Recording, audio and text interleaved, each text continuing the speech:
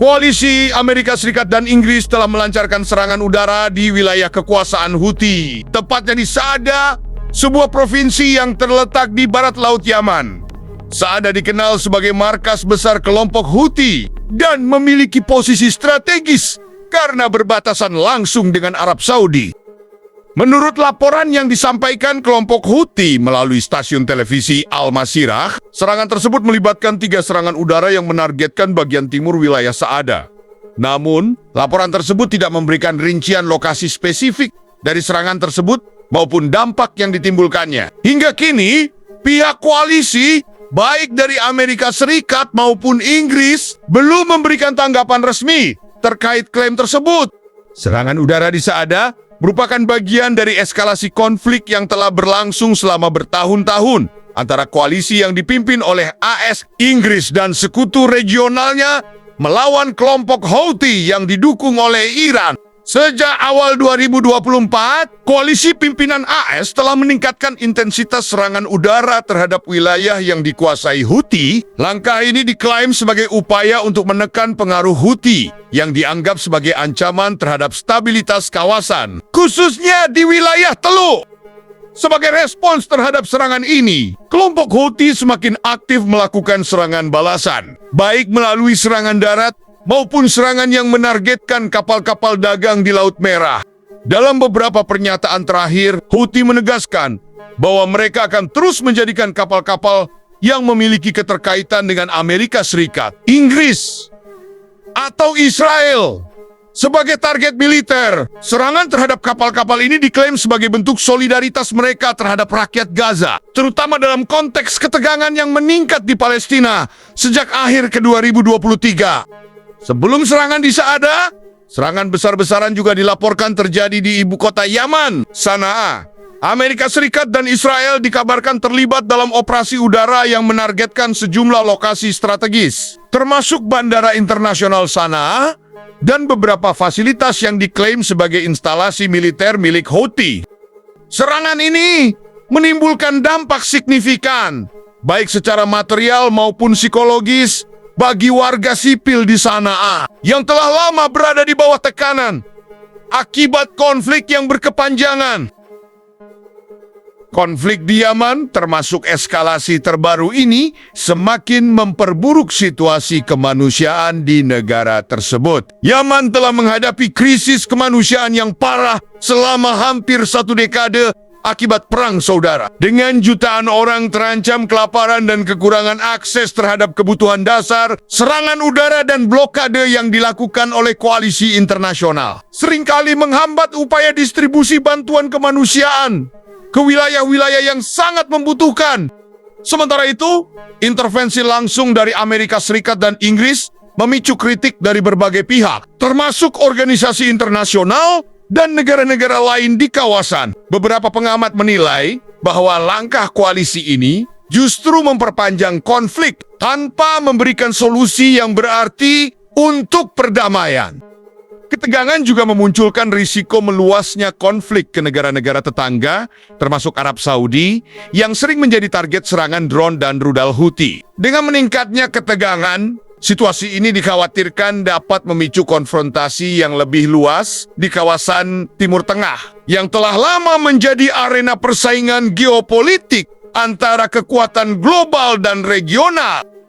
Hingga saat ini, nasib Saada dan wilayah lain yang berada di bawah kendali kelompok Houthi tetap terjebak dalam ketidakpastian yang menyelimuti konflik berkepanjangan di Yaman.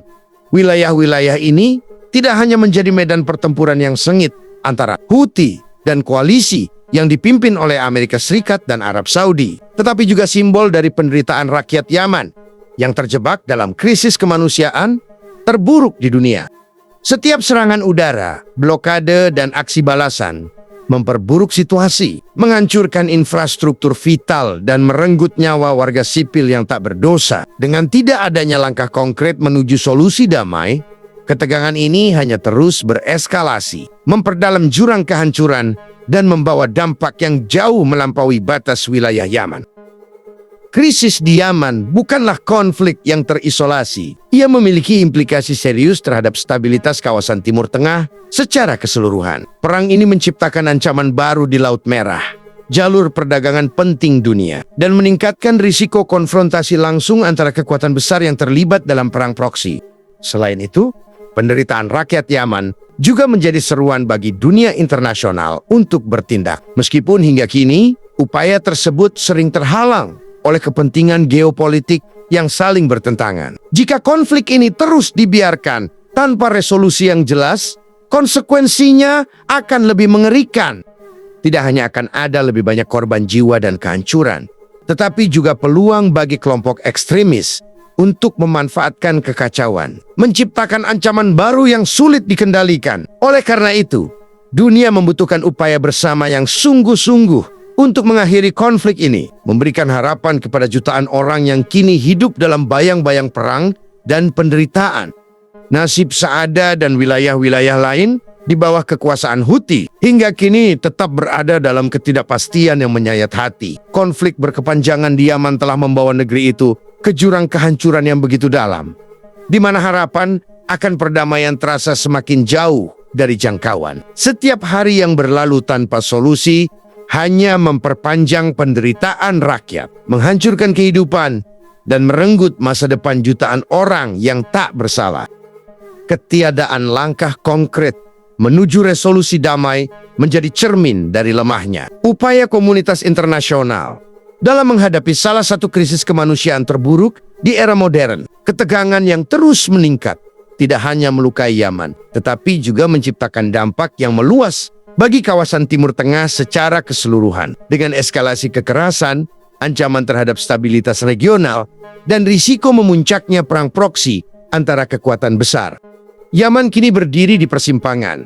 Namun, di tengah kegelapan ini, masih ada secercah harapan-harapan yang bertumpu pada keberanian dunia untuk bersatu demi menghentikan konflik ini. Perdamaian tidak akan datang dengan mudah, tetapi ia adalah kebutuhan yang mendesak. Dialog yang inklusif, penghentian aksi militer, serta fokus pada bantuan kemanusiaan adalah langkah awal yang harus diambil untuk membuka jalan menuju solusi yang adil dan berkelanjutan.